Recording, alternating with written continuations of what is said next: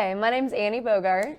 And I'm Cami Check, and welcome to Good Evening KU. This is our first show. I'm super excited. We're so excited. I mean, this attitude in here matches the awesome weather we're having Absolutely. outside today. It is beautiful outside. I love just being able to walk outside and not freeze my butt off. Oh yeah, no giant winter coat.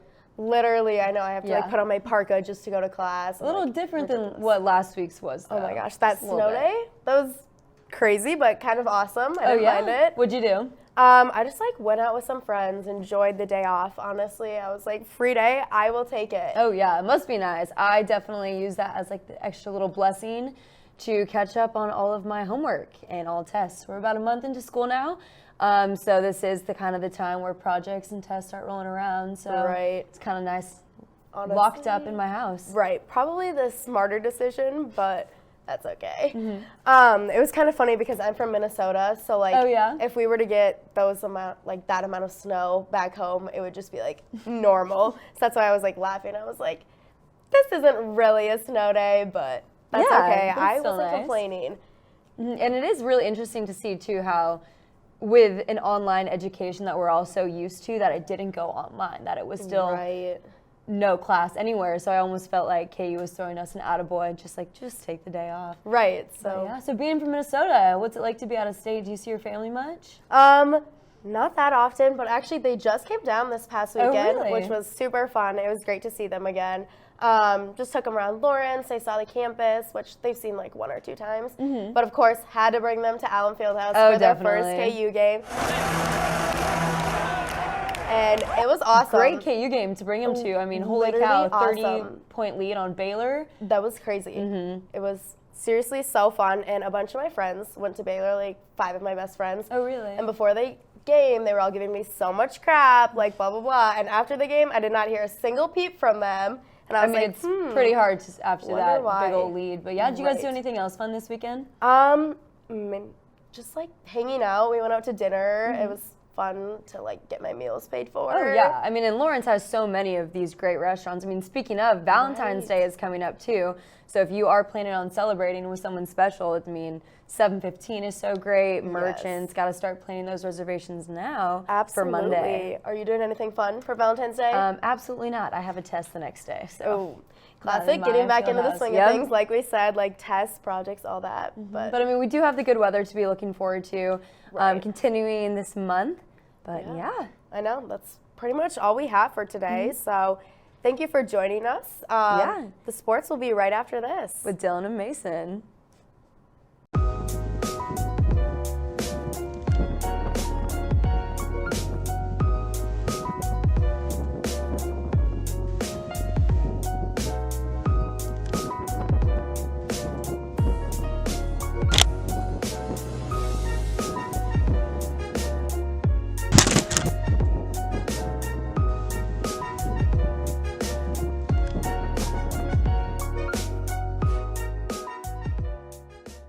Welcome back, everybody. I'm Dylan. And I'm Mason, and this is your Tuesday sports update. The Winter Olympics are underway in Beijing, China. Snowboarder Juliana Marino won the first medal for the United States on Sunday with the silver women's moguls. The U.S. women's hockey team won their first 3 matches, outscoring opponents 18-2. They lost 4-2 to Canada last night, though, but will advance to the next round. In local sports, the men's basketball team lost a close game to Texas last night in Austin. The Jayhawks had a late lead, but 2 costly turnovers turned into Longhorn baskets. 2 late free throws sealed a 79-76 victory for Texas. KU is now 19-4 on the season and leads the Big 12 Conference by 1 game over Baylor and Texas Tech. The Jayhawks are off until Saturday when they'll host Oklahoma at noon on CBS. That'll be a good game. The women's team won its 3rd straight game on Sunday afternoon, winning 75-60 over TCU. The Jayhawks broke open a close game in the 4th quarter, outscoring the Horned Frogs 27-13 in the final 10 minutes. KU is now 15-5 on the season and heads to Morgantown, West Virginia on Wednesday to play the Mountaineers. The swimming and diving team defeated Iowa State 180-120 at Ames, Iowa on Saturday. KU will finish the regular season with a record of 3 wins and 2 losses. Led by diver Chao Chang, the Jayhawks will next travel to Morgantown, West Virginia for the Big 12 Championships held February 23rd to the 26th. The track and field teams competed in Lincoln, Nebraska, and again dominated the men's pole vault. Zach Bradford and Clayton Sims finished first and second, and Andrew Saloga and Jake Freed finished 5th and 7th respectively. The teams will split up next weekend, and select athletes will head over to Clemson, while most of the team travels to Iowa State. That's it for sports. After the break, Grace and Olivia will be here with your entertainment news.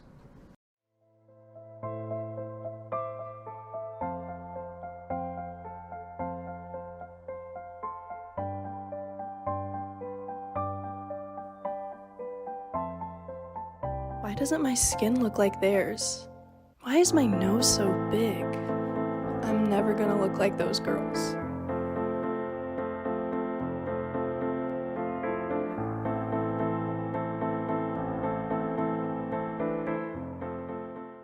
Grace Gom. And I'm Olivia Neely. And today we're going to be talking about entertainment.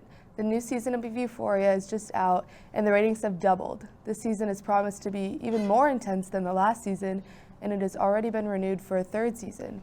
And viewers are speculating another Emmy win for the lead actress Zendaya. Kylie Jenner welcomed her new baby boy on February 2nd. This is her second child with rapper Travis Scott. The name of the baby has not been released, but her comments are flooded with fans guessing the potential name. In other Kardashian news, Kanye West has been posting to Instagram about his ex-wife Kim Kardashian and their children together. Kanye appears to be angry about Kim's parenting style surrounding the app TikTok. His fans in his comments have been urging him to keep it offline, but he still continues to keep posting.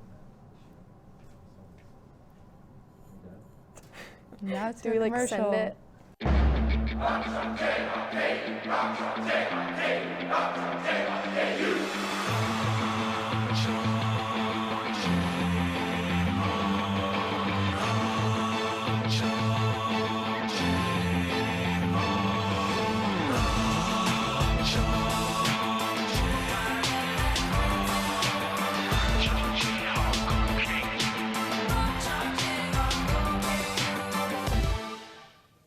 Hi, welcome back. I'm Lauren, and I'm here with Anna Cashatt, and she's here to talk about Healthy Relationships Week.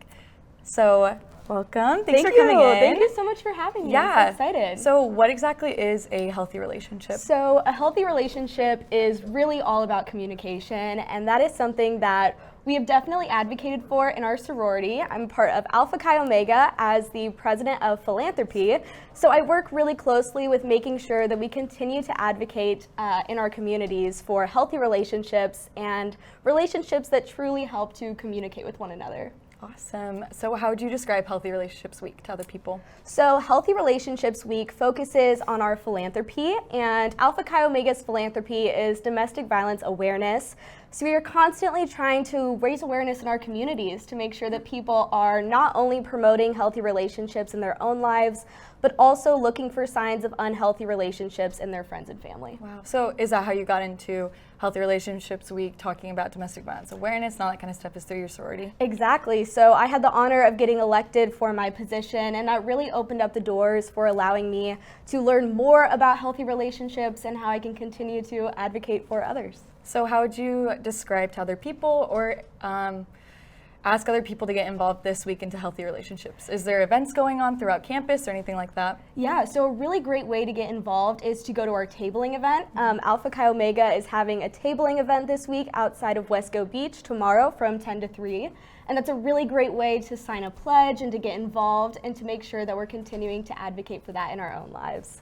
Is there anything else you'd like to add about healthy relationships or anything else? I think we've covered it. Thank you. Perfect.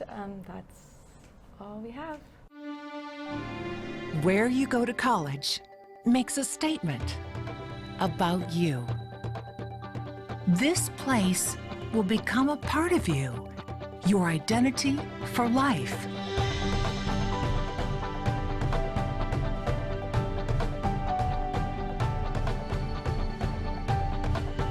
The University of Kansas, a great place to be you. Welcome back to our first news segment of 2022. I'm Gia. And I'm Catherine. The Chiefs have finished their first 2021 season and blew an 18-point lead against the Cincinnati Bengals in the AFC Championship game. The final score was 27-24 in overtime. The Bengals quarterback Joe Burrow is in his second year in the NFL and will experience his first Super Bowl on February 13th against the LA Rams in Los Angeles. The Winter Olympics began in Beijing on Friday and will end on February 20th. So far, the United States has won 0 gold medals, 4 silver medals, and 1 bronze medal. Shaun White announced his retirement on Saturday in a men's snowboarding press conference. Shaun White is a 3-time Olympic gold medalist and said that the Beijing Olympics will be his last competition. A single-engine plane crashed into trees near the Johnson County Executive Airport. The pilot and passenger contacted the Overland Park Police Department on Friday after the crash. They crashed about 50 miles south of the airport and suffered minor injuries. Kansas City voted Dr. Marvia Jones to head the city's health department. Dr. Jones is a University of Kansas alumna and the first Black woman to have this position. Dr. Jones has been a Kansas City resident for the past 12 years and is known for her policy development for Communities Creating Opportunity, a social justice advocacy organization. The Douglas County Board of Commissioners is meeting tomorrow to discuss a new emergency health order requiring face masks at indoor events with more than 500 people. That's all we have for this week. We will be back with Aaron and the weather. Diversity. What is diversity? It can be an umbrella term for a variety of things, ranging from diversity among different people, places, cultures, and ideas, to the way people express themselves and the way they interact with the world.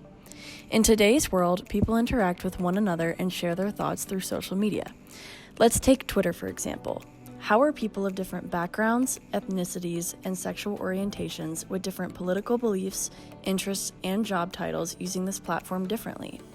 Currently, celebrities are interacting with their fans on Twitter by speaking their minds, sharing their beliefs, and supporting social issues. Professional sports figures and organizations in the United States are using Twitter to support social causes and bring attention to current social matters, such as encouraging their fans to vote. Users are voicing their opinions about current issues surrounding racial inequalities, social injustice, and police brutality in the United States. There's diversity in the way people are discussing the upcoming presidential election, especially regarding their opinions of each candidate. Different news outlets are not only highlighting stories in the US, but are talking about important stories from around the world. But many Twitter users don't post about controversial matters or social issues at all. Rather, they use their platform to create memes and post funny content for entertainment. While many topics going around this app involve social issues and political opinions, Twitter creates a space where people can pull together collections of diverse thoughts, comments, opinions, goals, and even a little humor too. So how can we use this platform to express our differences? More importantly, how can we use it to learn from each other's differences today? Hello and welcome back to Good Morning KU. I'm Erin Borchers here with a weather update for you all.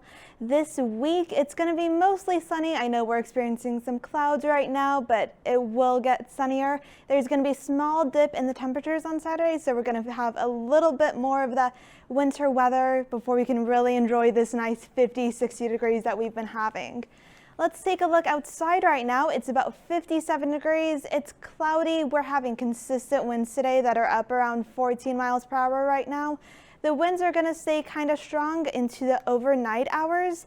And overnight, we're going to hit a low of about 35. The clouds will move out overnight, and we will have calmer winds during that time as well. Let's go ahead and take a look at tomorrow.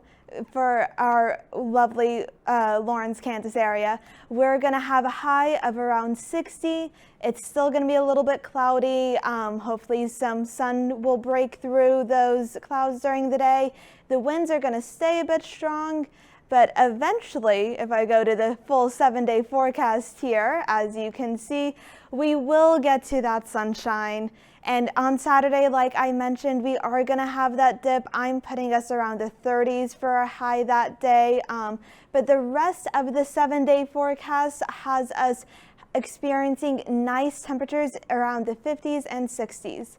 And that is all I have for your weather update. Thank you so much for watching Good Evening KU, and we will see you back here next Tuesday.